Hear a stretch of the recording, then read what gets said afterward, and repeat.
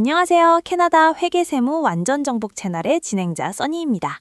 지난 시간에는 내 RRSP를 활용해서 다시 학교에 가는 방법, 평생교육비 플랜 LLP에 대해 알아봤었죠. 오늘은 학교에 다니면서 열심히 공부한 학생들에게 주어지는 보너스, 바로 장학금 소득, 스칼라십 인컴에 대해 이야기해 보겠습니다. 오늘도 역시 든든한 세금 전문가 영킴님 나와주셨습니다. 안녕하세요. 네, 써니님 안녕하세요. 캐나다 회계세무 완전 정복의 영킴입니다. 반갑습니다. 영킴님, 학생들에게 장학금만큼 기분 좋은 소식도 없잖아요. 그런데 막상 장학금을 받고 나면 걱정이 되는 게 이 돈도 소득이니까 세금을 내야 하나 하는 점이에요. 캐나다 국세청은 소득이 있는 곳에 항상 세금을 매기니까요. 어떤가요? 네, 결론부터 말씀드리면 대부분의 경우 세금을 내지 않아도 된다입니다. 정말 다행인 소식이죠.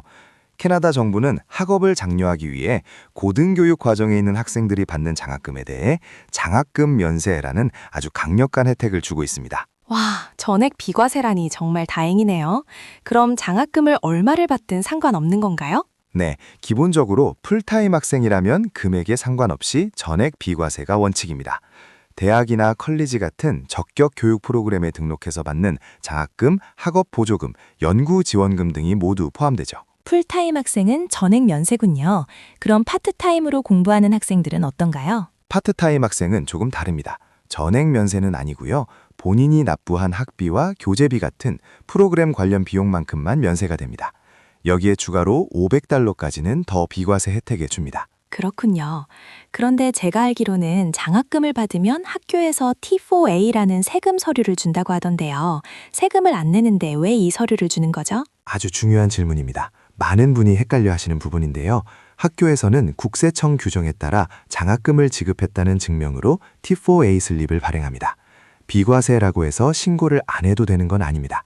세금 신고서에는 반드시 보고를 해야 합니다. 아, 보고는 하되 세금은 안 내는 거군요. 맞습니다. 일단 소득으로 보고를 하고 동시에 면세 신청을 해서 과세 대상 소득을 제로로 만드는 과정을 거치는 거죠. 요즘 세금 신고 소프트웨어들은 T4A 금액을 넣고 학교에서 받은 TE202 양식 정보를 입력하면 됩니다. TE202 양식이 여기서도 중요하군요. 학생 신분을 증명해 주니까요. 그럼 혹시 학생이 아닌데 상금을 받거나 하는 경우는요? 학업과 관련 없는 성취로 받은 상금의 경우에는 최초 $500까지만 세금이 면세되고 나머지는 과세 대상이 됩니다. 그리고 대학원생분들은 연구지원금, 리서치 그랜트를 받는 경우도 많잖아요. 이것도 장학금처럼 전액 비과세인가요? 그건 주의하셔야 합니다. 연구지원금은 장학금과는 성격이 달라서 전액 면세가 되지 않습니다. 대신 연구를 위해 지출한 비용, 즉 여행경비, 보조연구원 급여 등을 지원금에서 뺀 순수 남은 금액에 대해서만 세금을 냅니다. 즉 비용 처리를 잘하는 게 중요하죠. 네, 종류에 따라 세금 처리가 다르니 꼼꼼히 확인해야겠네요. 마지막으로 장학금이 비과세되면 또 어떤 좋은 점이 있나요? 장학금이 면세 처리되면 국세청이 내 소득 수준을 판단하는 순소득 금액에 포함되지 않습니다.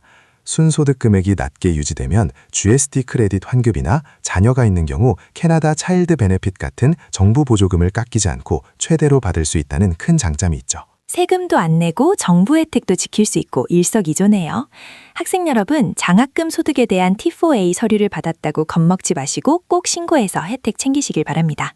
자, 오늘 17부 장학금 소득편은 여기까지입니다. 다음 18부에서는 취업이나 학업을 위해 이사를 하신 분들을 위한 꿀팁, 이사비용 소득공제, 무빙 익스펜스에 대해 알아보겠습니다.